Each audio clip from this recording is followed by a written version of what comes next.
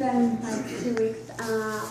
I want to thank you for your prayers. We had a good time getting over there, and there weren't any delays. We made it with most of our luggage originally, and they found a few pieces that were left behind, so we had to wait for those, and then they actually had to send one to us later. It had gifts, so we're lucky that that was able to make it later in the week. And there were many people who were able to visit refugee families and buy them groceries and offer them clothes. Some people were able to go to a military base. We had a little trouble because they switched out their bases and the teams that are in them. So when we had originally planned, the base was empty. And then the next day, they weren't supposed to have anyone, but it had already switched again. So Monty and a small team were able to go and visit them, and they were very thankful, especially for Sharon, because she took her massage chair. So I can only imagine what that fell out of them. They got scarves and clothes, and they thanked us for that. For the ladies, we put together stuff for the ladies' tea, and most of the teacups made it. Not all of them. But they did use it as part of the lesson. Yeah, the broken ones were used as part of the lesson. We used them as an illustration, and we had a good turnout. We originally had people RSVP, and we had about 25, and I think we had around 45 that night, so that was wonderful, and we had enough items like nail polish and lip gloss and everything to hand them out to every lady.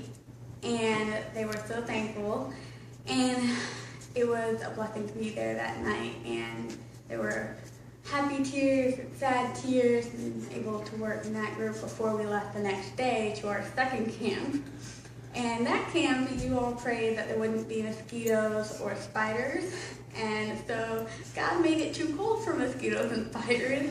It was about 50 degrees, and we were expecting 80s like last time, so a lot of us had a lot of fun getting to know people really closely because you huddle up.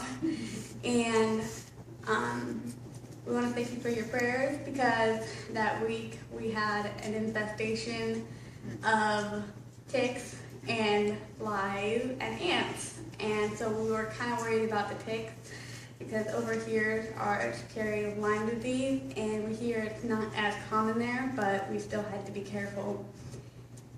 That week it was cold and rainy, and it was more difficult to work around, but the kids were still able to go out and do morning exercise and have group time, and we finally got to swim on like the last day we were there.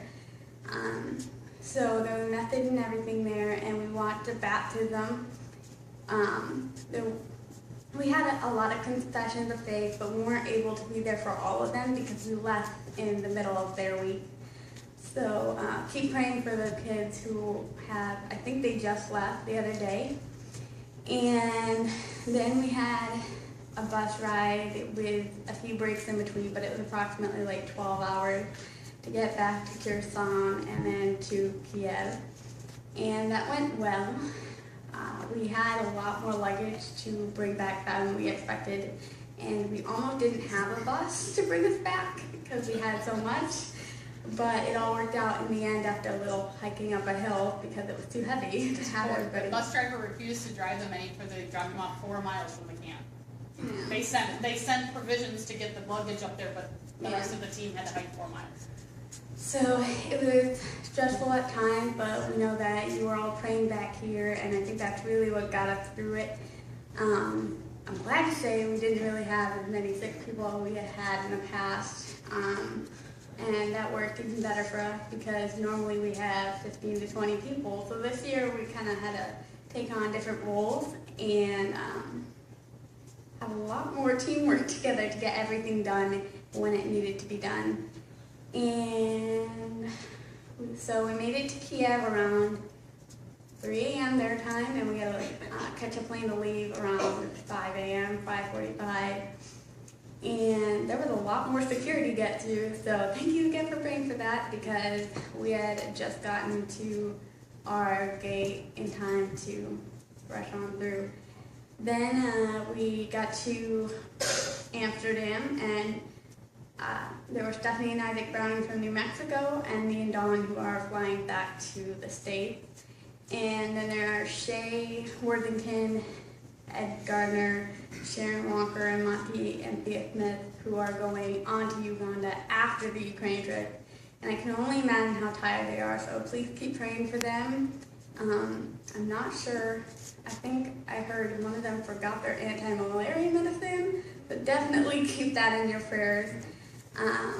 We talked to some of the workers there. They were supposed to have everything cut down, but they are expecting there to be a lot going on because it is a jungle. So they have machetes and saws to go cut that down as fast as possible, get a fence started, and I think I heard they were starting a well, but don't know. I'm sorry. I will try to update you if I hear anything from the partners over there. But we made it over here early, so thank you for all your prayers and your contributions to the trip. It really made it one of the best. Thank you.